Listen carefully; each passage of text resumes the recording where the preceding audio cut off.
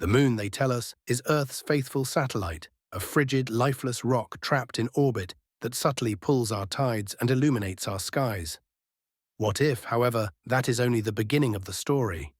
What if the moon is something quite different, not merely a neighbor in space, but a purposeful mystery, planted, positioned, and possibly even living? People have looked at the moon with wonder, reverence, and terror since the beginning of civilization. The Babylonians regarded it as a god. The Aztecs called it Metztli, a place of sacrifice and violence.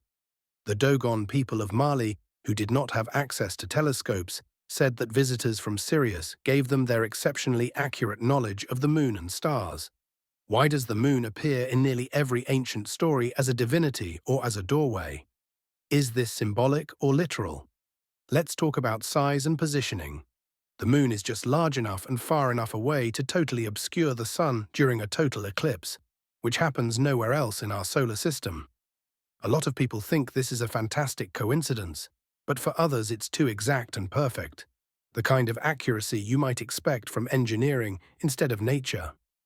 If the moon were just 100 miles closer or farther away, there would be no solar eclipses as we see them. Earth's axial tilt, which regulates the seasons and temperature, is also maintained by its gravitational pull. Earth might tremor violently without it, potentially rendering it uninhabitable. Could it be that the moon not only provided for life, but also enabled it? Some researchers believe that the origin of sentient life on Earth may have been primarily caused by the moon. Who or what put it there, if at all?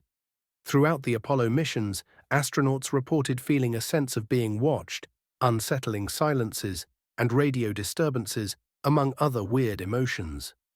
Buzz Aldrin's famous allegation that a brilliant object was floating with their spaceship was denied by NASA. "They're watching us. They're on the other side of the crater," Neil Armstrong reportedly said in a confidential message to Mission Control that amateur radio operators apparently received. Naturally, NASA denies anything ever happened. Despite this, there have been persistent reports concerning covert recordings, sensitive data, and missions that were never made public. Why were certain Apollo photos allegedly changed or stored away? When NASA began to investigate the deeper parts of the moon, why did it suddenly cancel further missions? What about the irregularities in the earthquake activity? NASA studied the structure of the moon using seismometers left on the moon and intentionally produced impacts during several missions. The moon repeatedly rang like a bell for as long as an hour without experiencing a noticeable drop in vibration. This is very different from Earth, where a dense core causes waves to dampen quickly. What does that mean? The moon might not be a physical object. Maybe it's hollow, not natural, or worse. The idea that the moon is a spaceship of alien origin, transported here long ago by an unidentified civilization, was put up by Russian physicists Mikhail Vasin and Alexander Shcherbakov in 1970. They brought the moon's odd motion, enigmatic craters, and confusing density, which is too low to be consistent with conventional theories of planetary formation, to light. Most people dismissed the idea as science fiction. Others, however, privately agreed. Next are the constructions. Images from lunar orbiter flights and Apollo flyovers appear to show odd structures, such as tower-like anomalies, long rectangular ridges, and shadow-casting enormous dome-shaped things. Independent researchers claim to have seen recurrent geometric patterns, such as buildings that resemble highways, pipes, and hangars, but NASA attributes them to geology and light. Richard Hoagland, a former NASA consultant and author, has long maintained that the moon has ancient ruins that may be millions of years old. What about the purported glass towers on the moon that were briefly captured on camera before being removed from the archives? Is someone concealing proof of a pre-human culture, or is it just pareidolia? Additional fuel comes from ancient books. Aristotle and Anaxagoras, two Greek philosophers, alluded to a period before the moon. Tribes from South America spoke about a time when the moon had not yet arrived. The creation of the greater light and the lesser light are mentioned separately in Genesis 1:16 of the Bible, as though one arrived later. Could these be hazy relics of a time when the sky was significantly different and when the appearance of the moon had a significant impact on earthly life? If it was a machine or megastructure, it might have come, or been sent, to monitor species, guide evolution, or terraform the Earth.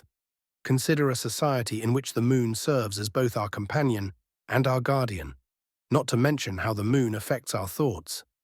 Full moons have been linked to an increase in violent crime, accidents, and sleep disruptions, according to studies. The word lunacy has its roots in millennia of observed behavior and is not merely poetic.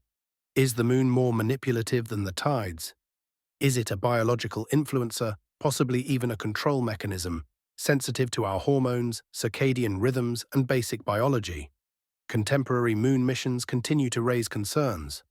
China's Chang'e missions have identified unusual elements, including a gel-like substance of unknown origin. Why is there so much water in places that are always shaded? Examining water at the poles was the aim of India's Chandrayaan-2 mission. What or who left it there? The topic of why every government seems to lose interest as soon as they start to discover something out of the ordinary is even more confusing. What caused the US to pull out? Why has no one returned in decades despite the technology? We are left with more questions rather than answers. Why is the moon exactly where it is? What makes it seem hollow? Why is its composition so strange, with heavier elements on the exterior compared to the way planets and moons generally form? Why are there myths about the moon's origins, creatures, and gods in every culture? Why hasn't any mission, not even Apollo, Luna, or Artemis, ever provided a sufficient explanation for the countless anomalies? Is the moon hiding secrets, or is it the secret itself? So, as you look up tonight at the moon's bright face, which is white, still, and familiar, ask yourself, what are you really seeing? A sphere that is dead? A relic from the universe's past?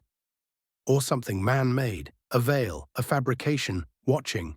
Perhaps the truth has always been there, spoken in our dreams that appear to awaken when the moon shines on our minds, echoed in our stories, and hidden in our facts. The moon has the oldest story in the solar system, despite its inability to communicate. Instead of rock and dust, it's a story of mystery, memory, and manipulation. Perhaps there is yet more to that story. The next time you gaze at the moon, which is calm, bright, and ever-present, ask yourself if it is what we have been told or if it is something else. Perhaps the quiet mastermind behind human destiny, a relic of long-forgotten gods, or a guardian from the stars. Perhaps it serves as a reminder of how little we actually know rather than to brighten our nights. Because sometimes the biggest mysteries aren't hidden in faraway galaxies or buried deep below the Earth. Rather, they are right in front of us every night, masquerading as something we recognize. And maybe, just maybe, the moon has been waiting for us to pose the appropriate query.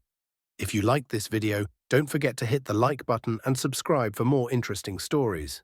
Don't forget to share your thoughts in the comments below. Until next time, continue uncovering the hidden secrets of stories with Whispers in the Dark.